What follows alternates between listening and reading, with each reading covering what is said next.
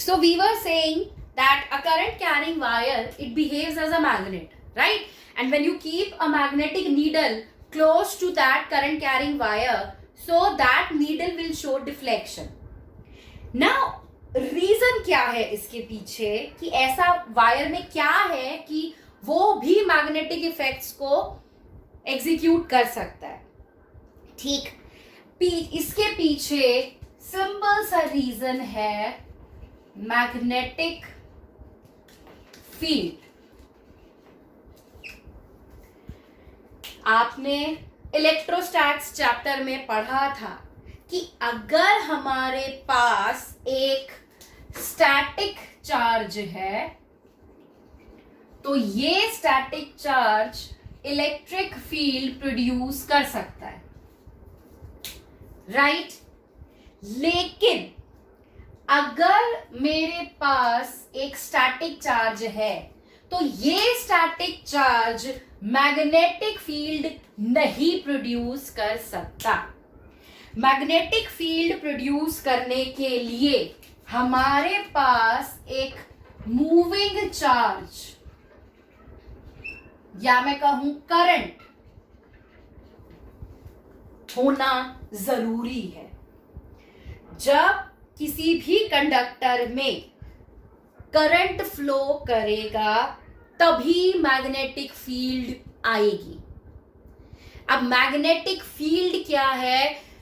एक space magnet के around या करंट कैरिंग वायर के अराउंड जिसमें हम उसके मैग्नेटिक इफेक्ट्स को फील कर सकते हैं, राइट? जैसे अगर मान लीजिए ये एक करंट कैरिंग वायर है ए बी, तो इस वायर के अराउंड एक इमेजिनरी स्पेस है, एक इमेजिनरी रीजन है, एक इमेजिनरी बाउंड्री है जिसके अंदर अगर मैं कोई भी एक मैग्नेट का पीस रख दूं तो इस मैग्नेट के पीस पर फोर्स लगेगी.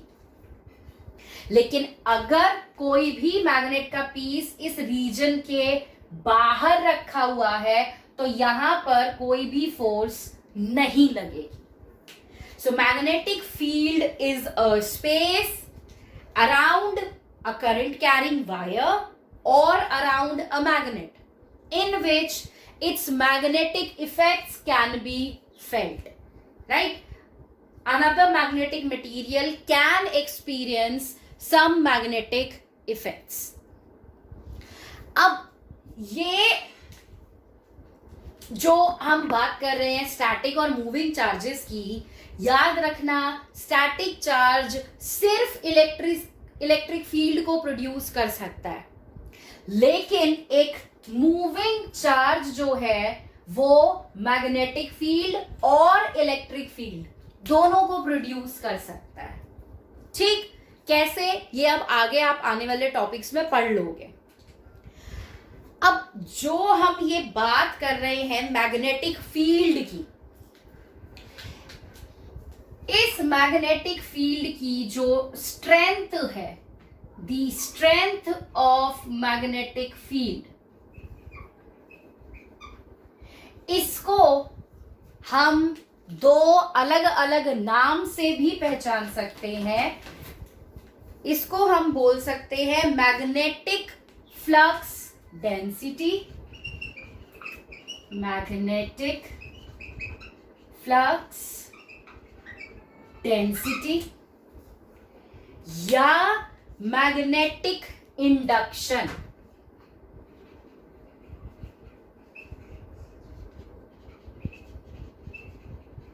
ठीक है?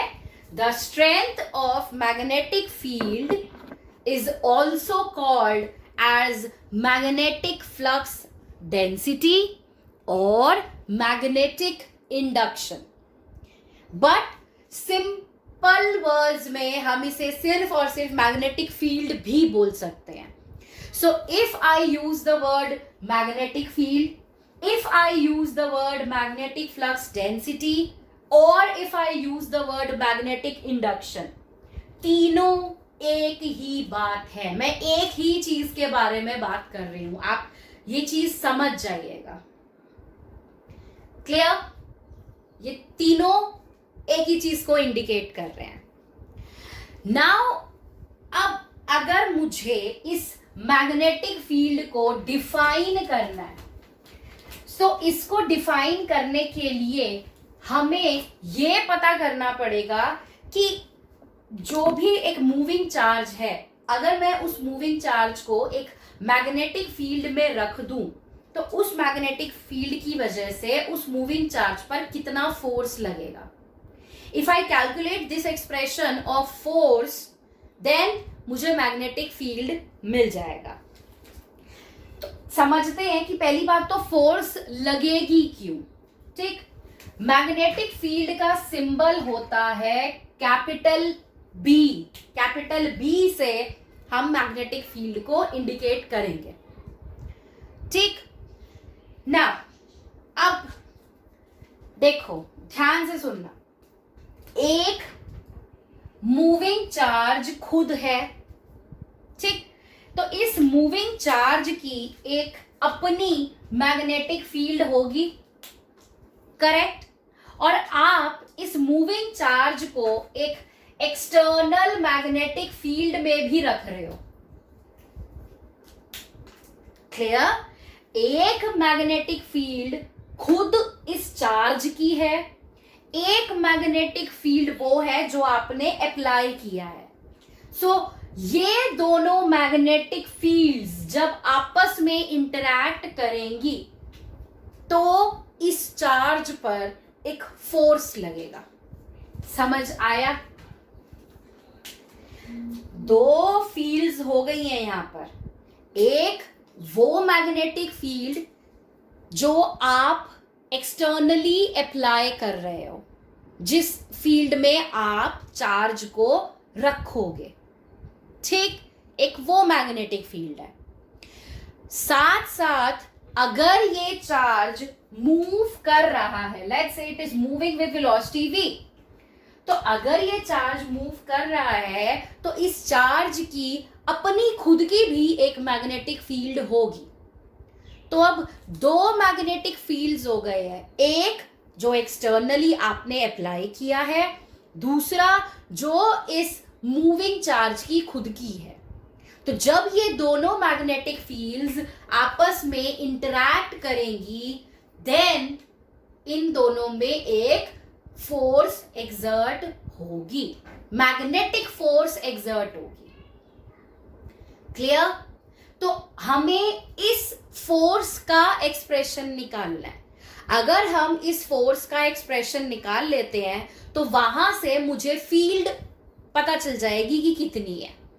So let's calculate this expression of force. Suppose करिए मेरे पास एक स्पेस है x, y and z. Clear? I have x axis, y axis and z axis.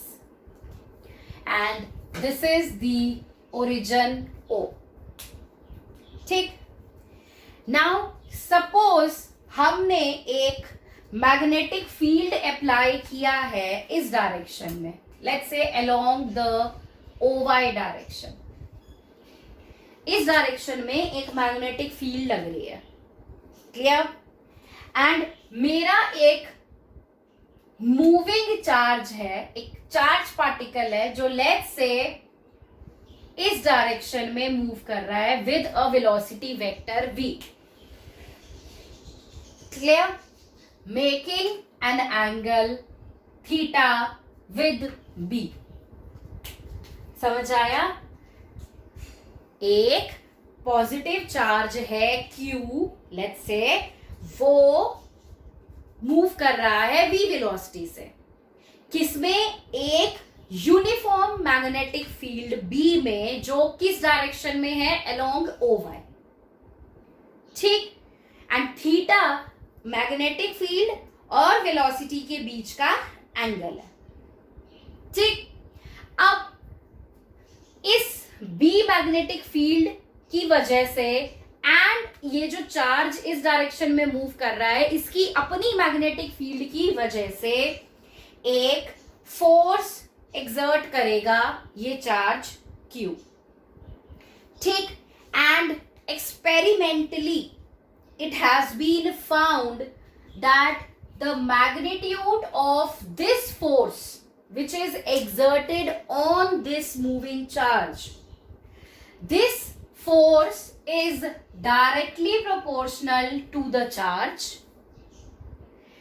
This force is also directly proportional to the component of the velocity which is perpendicular to B, यानी कि V sin theta.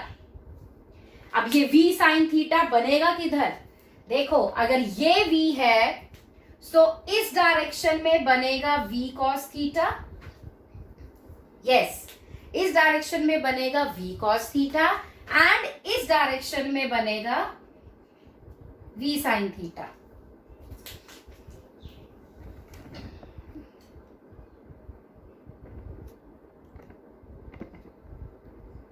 अब ठीक है?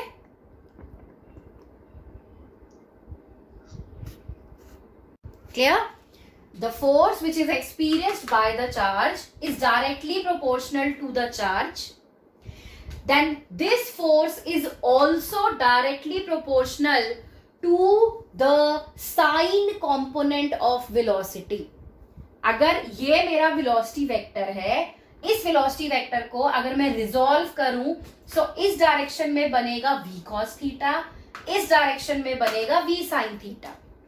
So this force is also directly proportional to the component of velocity which is perpendicular to field. अब देखो, ये y axis की तरफ है B और V sin theta x axis की तरफ है. हो गए ना ये perpendicular. x y z तीनों axis mutually perpendicular है.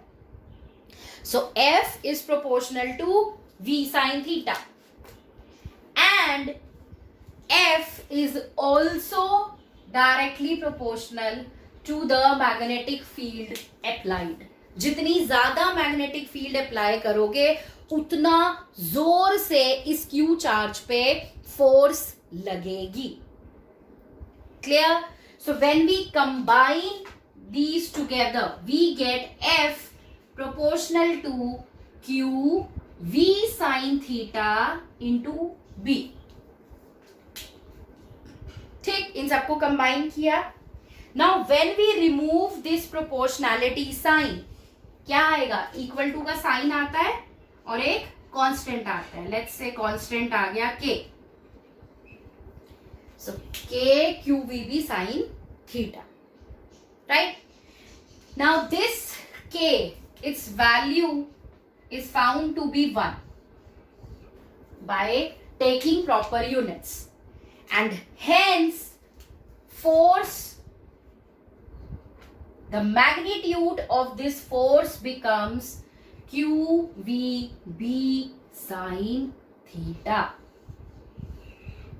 तो अगर आप एक Q चार्ज को, या मैं कहूं एक Q चार्ज को जो मूव कर रहा है V वेलोसिटी से, ठीक, a charge Q which is moving with velocity V, if you keep this charge in an external magnetic field B, then the charge will experience a force F which is given by QVB sin theta. And अगर आपको इसकी vector form लिखना है, if you need to write it in vector form, we get F vector is equal to Q तो scalar है, and since sin theta है, so we have cross product of V and B. This is the vector form of the force, and this force which is experienced by a charge moving with velocity V because of an external magnetic field, this force is called as magnetic Lorentz force. इसका नाम है, ठीक है? This force is called as magnetic Lorentz force. So the direction of this force is given by right hand thumb rule या right hand screw rule, आप कुछ भी बोल सकते हो. ठीक. वो क्या कहता है कि अगर मान लीजिए B इस डायरेक्शन में है, B vector, right, and velocity is in this direction, and हमारे पास एक पॉजिटिव चार्ज है. If there is a positive charge, ठीक, जिसको आपने बी इलेक्ट्रिक फील्ड में रखा है. So if you apply right hand thumb rule और right hand screw rule, V cross B लेना है, V cross B. So V से B की डायरेक्शन में जब आप मूव करोगे, सो we get the direction of force by a third vector. तो इस डायरेक्शन में फोर्स लगेगी. क्लियर. और अगर बाई चांस ये चार्ज नेगेटिव हो जाए, this is B vector, this is velocity vector, theta angle, and if this charge is negative, V cross B ही लेना है हमें, but now the charge is negative, so the force will act in the downward direction. Clear? यहां पर force का expression आएगा Q V cross B, but यहां पर फोर्स का एक्सप्रेशन आएगा minus Q V cross B. Minus, so the direction is opposite. So in the last class we were discussing magnetic Lorentz force and we obtained this relation F is equal to QVB sin theta. Now, and the direction of this force is calculated, or it can be find out by using right hand screw rule or right hand thumb rule. Yes, and this direction of force can also be obtained using Fleming's left hand rule. Okay, Fleming's left hand rule, there is a simple you can say a notion to remember Fleming's left hand rule. आप left hand की middle finger, four finger and thumb को इस तरीके से stretch करिए that they all three are perpendicular to each other. तीनों एक दूसरे के परपेंडिकुलर होंगे. Now Fleming's left hand rule, as we were discussing, you just stretch the thumb, forefinger and middle finger of your hand in such a way that all these three are mutually perpendicular, right? Then आप याद रखिए FBI, FBI, okay. F is for force, B is magnetic field and I is current. ये तीनों के symbols हैं, ठीक. And एक और चीज याद रखने का सबसे अच्छा तरीका है, अक्सर बच्चे कंफ्यूज हो जाते हैं कि लेफ्ट हैंड कौन सी क्वांटिटी दे रहा है, राइट हैंड कौन सी क्वांटिटी दे रहा है. आप याद रखिए LEFT, लेफ्ट है, लेफ्ट के अंदर F आ रहा है. सो फ्लेमिंग्स लेफ्ट हैंड रूल आपको फोर्स की डायरेक्शन बताएगा, मैग्नेटिक फील्ड और करंट पता होंगे, ठीक है. याद रखना फ्लेमिंग्स लेफ्ट हैंड रूल में LEFT, जब आप लेफ्ट वर्ड लिखते हो उसमें F आता है, सो F इंडिकेट्स फोर्स. तो जब हम फ्लेमिंग्स लेफ्ट हैंड रूल लगाएंगे तो आपको मैग्नेटिक फील्ड और करंट की डायरेक्शन पता होगी. फ्लेमिंग्स लेफ्ट हैंड रूल आपको फोर्स की डायरेक्शन देगा.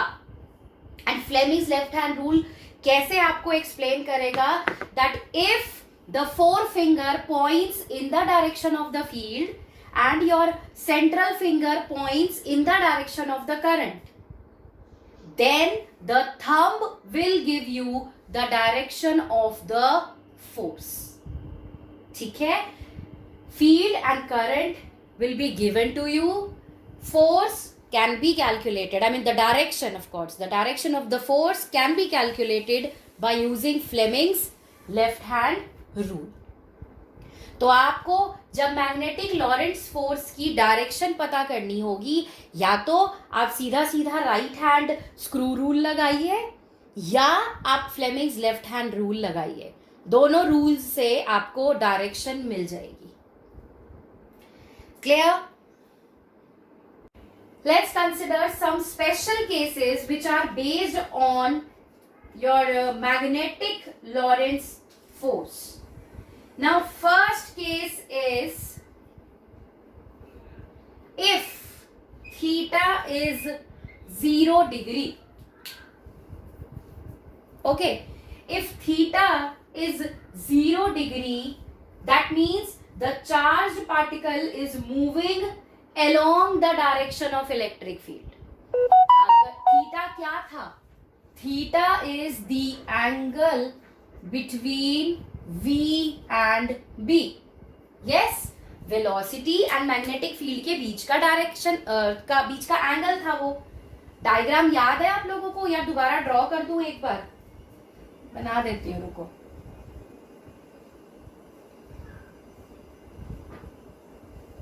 इस डायरेक्शन में वेलोसिटी थी, इस डायरेक्शन में मैग्नेटिक फील्ड थी, ये एंगल थीटा था. And thumb rule लगाओगे, so this will be the direction of the force. So theta is the angle between velocity and magnetic field. So if theta is 0, 0 का मतलब velocity और magnetic field they both are in same direction. जिस direction में magnetic field लगा रहे हो, आपका charge particle भी उसी डायरेक्शन में v वेलोसिटी से मूव कर रहा है. So जब ऐसा होगा, then force will be QVB sin 0, which is 0. That means अगर एक चार्ज पार्टिकल v वेलोसिटी से उसी डायरेक्शन में मूव कर रहा है जिस डायरेक्शन में आपने मैग्नेटिक फील्ड लगाई हुई है, then that charged particle will travel straight. It will not experience any force. Okay? It will not experience any force. Similarly, if theta is 180 degree, that means the charged particle is moving opposite to the direction of magnetic field. अगर magnetic field इस direction में है और आपका charge particle opposite direction में जा रहा है, then theta is 180 degree.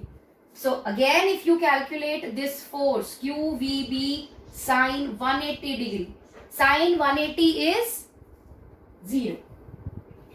So then also, no, sin 180 is 0. Cos, right? So then also the charged particle will not experience any force. So यहाँ से मैं conclude कर सकती हूँ that a charged particle moving along or opposite to the direction of the magnetic field will not experience any force. Clear? Then हम second case ले सकते हैं that if theta is 90 degree. Okay, if theta is 90 degree, मतलब ये direction अगर आपकी magnetic field की है, सो अब वेलोसिटी वेक्टर आपका इस डायरेक्शन में है, लेट्स से v इधर है, they are making an angle of 90 degree, then force will be QVB sin 90 and sin 90 is 1, so force is QVB. Clear? And this is the maximum force the charged particle will experience. इसका मतलब जिस direction में magnetic field है, अगर एक charge particle magnetic field की direction के perpendicular direction में मूव करना स्टार्ट कर दे, सो उस चार्ज पार्टिकल पर मैक्सिमम फोर्स लगेगी. It will experience a maximum force. Clear? This is the second case. If we consider the third case, if theta is 270 degree, अब अगर theta 270 degree हो जाए, मतलब कहां बनेगी v की डायरेक्शन? नेगेटिव. परपेंडिकुलर तो है ही. अब इसमें क्या होगा, that if magnetic field is along the y axis, then v, the direction of v is along negative x direction, तो थीटा 270 डिग्री होगा. Correct?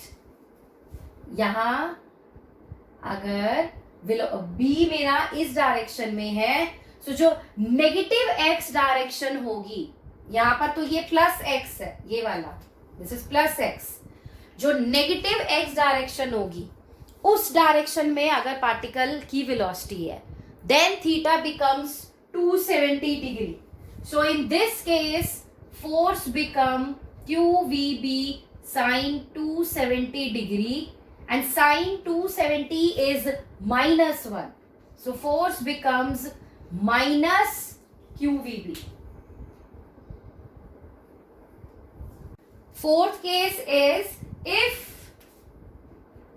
velocity is 0, that means charge particle move ही नहीं कर रहा.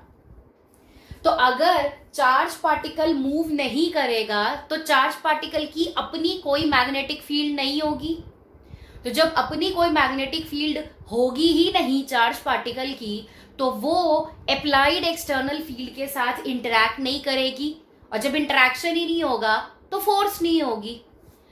Yes, so F is equal to QVB sine theta. V is 0, that means force is 0. अगर charge particle move ही नहीं कर रहा, if the charge particle is at rest in a magnetic field, it will not experience any force. कोई भी force इस charge particle पर नहीं लगेगी. Okay. Now we have this expression of magnetic Lorentz force. Let's now calculate the SI unit of magnetic field. Now magnetic field की SI unit होती है tesla. TESLA, tesla. Capital T से indicate करते हैं इसको. एंड 1 टेस्ला, आप इसको weber upon metre square भी, yes, weber per metre square भी लिख सकते हो.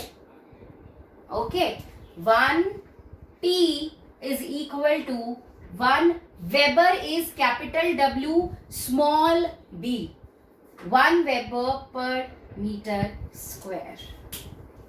इसको भी पूरा ही लिखते हैं.